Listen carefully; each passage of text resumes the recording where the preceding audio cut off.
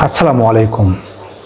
খাওয়া আমরা ব্যবহার করি ইট, হ্যাভ, টেক এই জাতীয় ওয়ার্ড, ভার্ব। ইট ব্যবহার করি সাধারণত কোনো কাজ, খাবার যেটা আমরা সরাসরি খাই। যেমন আমরা প্রত্যেক দিন ভাত খাই। We eat rice everyday. সে আপেল খাচ্ছে, কণা আপেল খাচ্ছে। Kona is eating an apple. Okay, অর্থাৎ খাওয়া যেটা মৌলিকভাবে বোঝাবে। সাধারণত আমরা চিবিয়ে চিবিয়ে খাই, এরকম ক্ষেত্রে ইট ব্যবহার করতে হয়।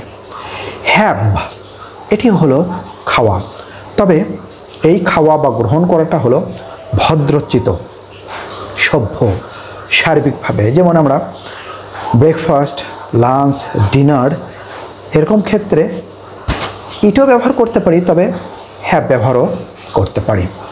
I had my lunch at 2 PM।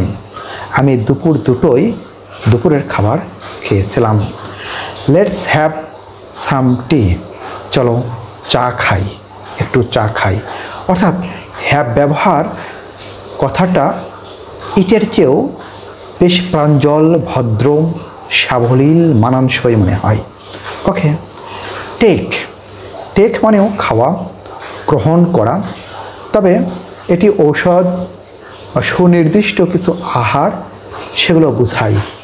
যেমন he took medicine after dinner. সে রাতের খাবার খাওয়ার পরে ঔষধ খেল। Don't forget to take your breakfast. নাস্তা খাওয়ার কথা ভুলে যেও না। তাহলে টেক ব্যবহার করতে হয় খুব নির্দিষ্ট এবং নিয়ম অনুযায়ী কিছু খাওয়া। ওকে, এই বিষয়গুলো যেন আমরা মনে রাখতে পারি।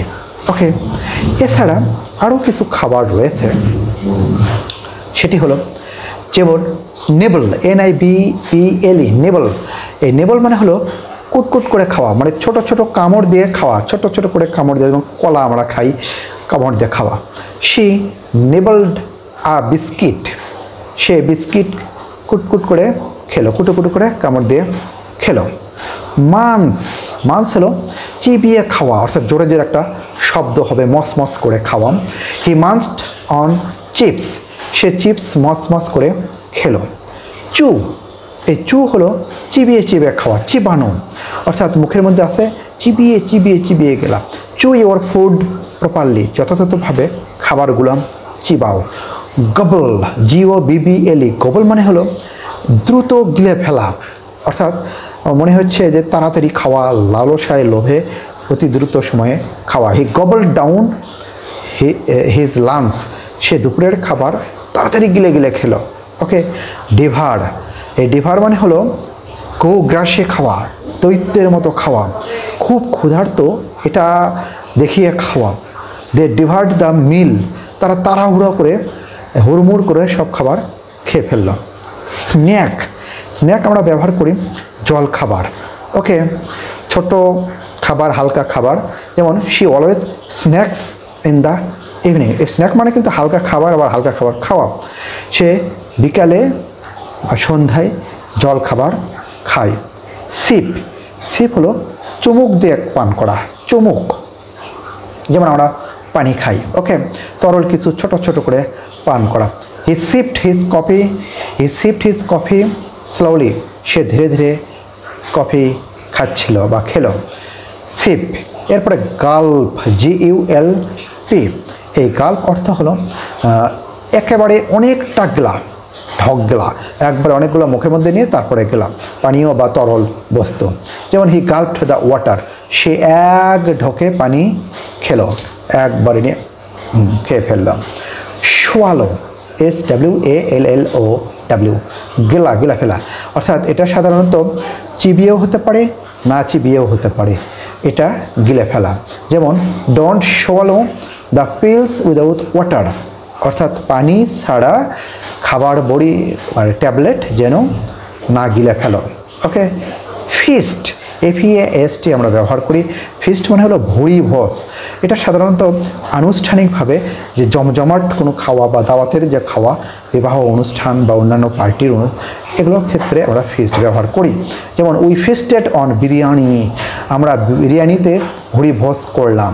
ওকে, এটা কিন্তু নাউন হিসেবে ব্যবহার করা হয়ে থাকে। এরপরে গ্রেজ। গ্রেজ মানে এটিও খাওয়া, তবে গবাদি পশু যে হালকা হালকা একটু একটু করে খায়, এটা গবাদি পশু ক্ষেত্রে সাধারণত ব্যবহার করা হয়, তারপরে মানুষের ক্ষেত্রেও ব্যবহার করা যেতে পারে। যেমন the kids grazed on cookies all the day, অর্থাৎ বাচ্চারা সারাদিন বিস্কিটে মুখ দিয়েছে। আবার cows graze in the field, গরুগুলো মাঠে চড়ে। এখানে গ্রেজ মানে হলো চড়া, ঘাস খাওয়া। ওকে, টেস্ট হলো স্বাদ নেওয়া, একটু চেখে দেখা। Would you like to taste it, তুমি কি এটা একটু চেখে দেখবে? Test, TASTE। বাইট, বাইট মানে হলো কামড় দেওয়া, অর্থাৎ এটা প্রথমে কামড় দেওয়া বা ছোট ছোট করে কামড় দেওয়া।